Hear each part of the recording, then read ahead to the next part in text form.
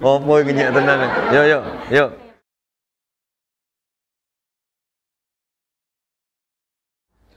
Wayang aku beda sama dalang-dalang pada umumnya.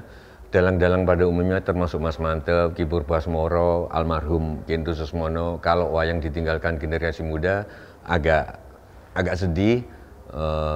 Saya justru biasa aja karena yang harus sedih adalah milenial. Karena ada begitu banyak hal yang pernah diajarkan wayang. Kalau misalkan hari-hari ini kita disibukkan oleh orang India yang netekin bayinya. Aku bilang itu sudah ada di dalam wayang, yaitu Bima pernah netekin ke keponakannya Abimanyu. Terus berbagai masalah cinta dan lain sebagainya, kayak temuan dari temuan di Swedia, Stockholm, kasus psikologi bahwa umumnya perempuan itu jatuh cinta kepada penculiknya, Stockholm Syndrome. Nah itu pernah dialami juga oleh Dewi Sinta, bagaimana dia sebetulnya jatuh cinta juga ke Rahwana. Artinya perspektif saya, pandangan saya kepada wayang, saya tidak sedih kalau wayang ditinggalkan sama milenial, tapi justru milenial yang harus sedih karena ada begitu banyak kandungan-kandungan yang sayang kalau ditinggalkan, yang sebenarnya masih uak sama kehidupan zaman sekarang.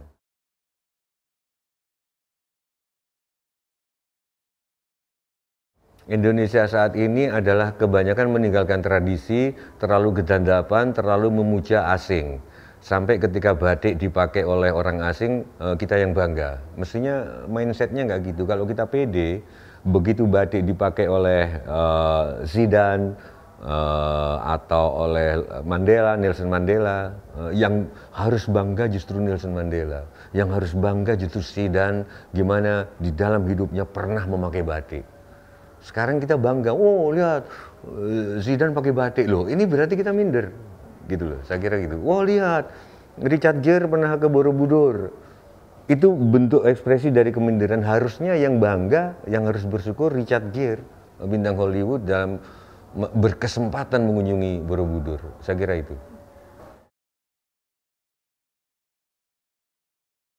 Cara termudah adalah berkesenian, karena kesenian adalah bagian dari kebudayaan, seperti yang kami lakukan sama bedes-bedes ini dan bedeswati ini di Untak barusan, yaitu langsung menerapkan, bangga mementaskan apa jenenge, kandungan asli kesenian yang merujuk kesenian leluhur, misalkan bahasa Jawa dan kalau di Jawa.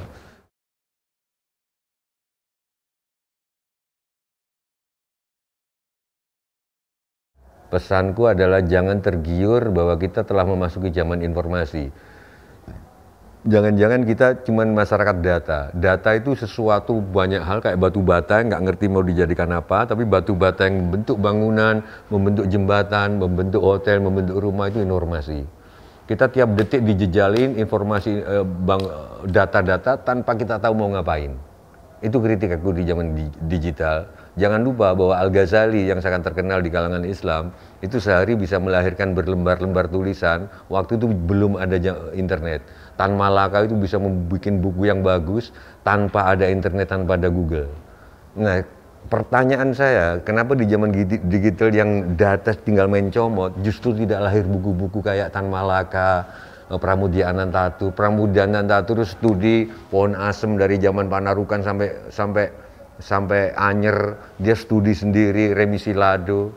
Itu bukan zaman digital. Jadi pesan saya, yuk mumpung semuanya dalam tanda kutip mudah dan gratis, semuanya tinggal cari di Google, di Wikipedia, walaupun harus dicek. Yuk kita berkarya. Yang seneng nulis menulis, yang seneng gitar.